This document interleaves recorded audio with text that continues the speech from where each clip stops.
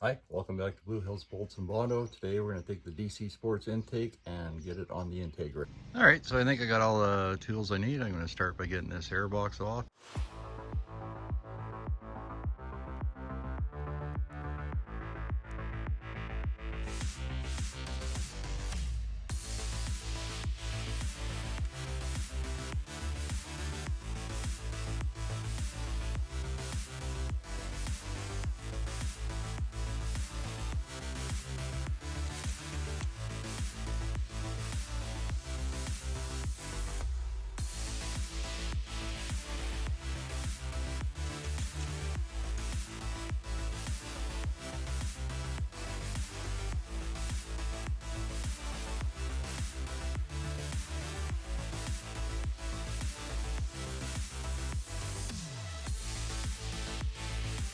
I think I'm going to leave that one. That was just going to be a fight to get off.